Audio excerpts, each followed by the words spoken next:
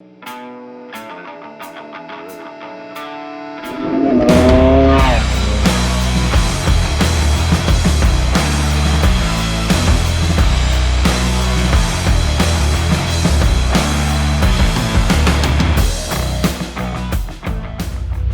eccoci qui, dopo aver fatto i giri con il 125 autopiano, oggi Cremona. Sembra di stare un po' sulla Salerno-Reggio Calabria, ma è normale, turni di prove libere, tutti si vogliono divertire. Siamo noi piloti che siamo dei rompipalle, che andiamo troppo forte, quindi insomma scusateci. Detto questo, sarà molto interessante oggi perché abbiamo la V4S 2022 e voi vi ricordate che qui io ho il record con la V4S 2021. Oggi sarà un po' difficile perché c'è un traffico della Madonna, non siamo in gara, la pista non è gommata eccetera. Però pronti via, sarà curioso vedere un po' le differenze, insomma, anche perché il cambio è tanto diverso. Come ben sapete la 2022 ha il cambio Superbike e invece la 2021 aveva una rapportatura interna completamente diversa. Ma andiamo a vedere qui dietro che abbiamo. Vedo un cappello sbarazzino biondo. Io mi stavo chiedendo una cosa, quando ho visto il Posso cambio, pettinare? sono un po', non sono pettinato bene. Okay. Mi stavo chiedendo, ma col traffico che c'è oggi tu come fai? Pareggiamento, faccio i miei giretti, quindi faremo insomma una... Tanto sei un raccomandato, te la dà la roba buona, no? No, non alimentare queste cose che poi... Dai, io buongiornissimo caffè. Infatti oggi ho letto un commento, è sempre presente il video che ho fatto sulla Yamaha, e abbiamo fatto il kit di trasformazione. Aia. E ho detto che praticamente è a modo di dimagrita 16 kg perché l'abbiamo pesata. E uno ho scritto, cazzo, vergogna, non è vero, non hai fatto vedere la cifra della bilancia. Inizia ad avere i primi hater anche tu. Sì. Bellissimo. Va bene, quindi buona giornata, non fatturiamo. Porti un po' iella, amico mio, fa niente. Siamo felici e contenti.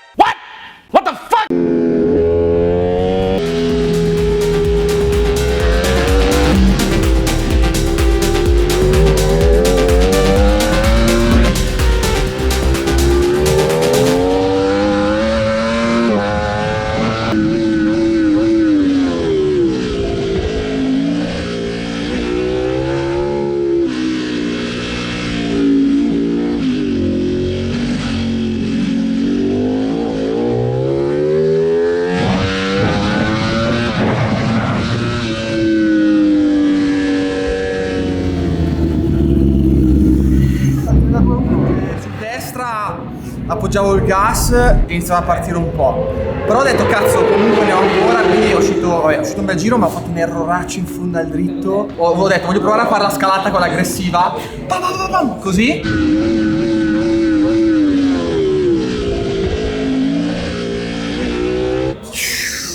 Cioè non si fermava mai il traverso.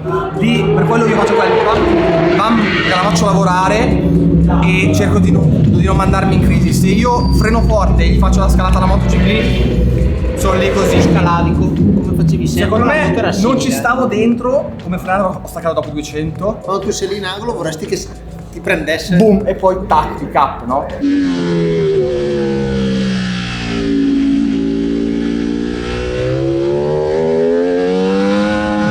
Quindi tu guardi bene. Sì, freno, adesso mi piace di più in staccata, non ho più quel discorso del non riesco, cioè mi dà fastidio frenarci sopra, è giusto. Però poi cavolo, dico, questa è la velocità che voglio tenere in curva, mollo i freni, appoggio il gas e poi apro.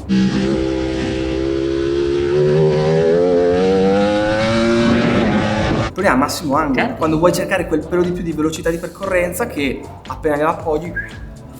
Adesso non sistemiamo. Che bello! Attenzione, numero 151 Marinelli, numero 52 Canobbio, numero 102 Tucci. Grazie. Che bello il progresso.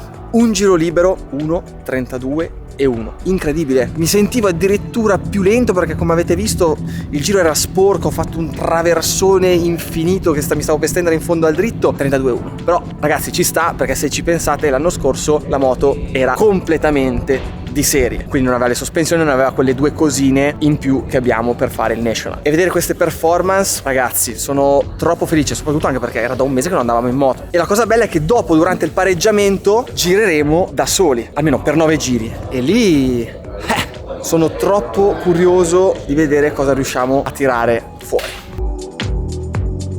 Abbiamo qui il buon Luke Bernardi, Barney Superbike. Com'è?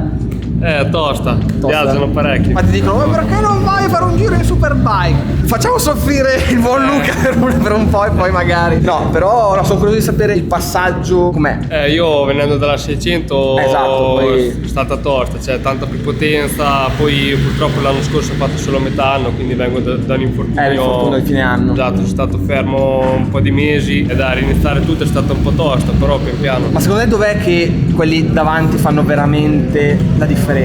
Frenano doppio, aprono. Ok. Severo ma giusto. Alla fine, ragazzi, il succo è quello.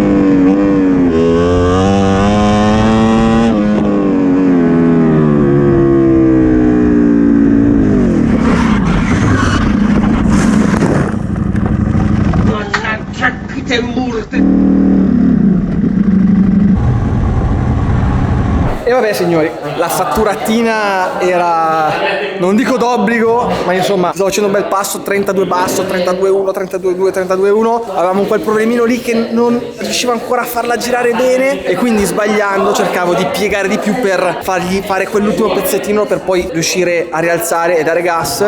Ho esagerato. Capra ignorante! Adesso la mettiamo a posto, tanto si è fatta poco o nulla, e tenteremo il best lap. Voglio provare a fare un giro secco senza, diciamo, tenermi e soprattutto senza fatturare e vediamo cosa esce. Riuscirò a migliorare il tempo che avevo fatto qui l'altra volta con la V4S 2021. Andiamo in pista.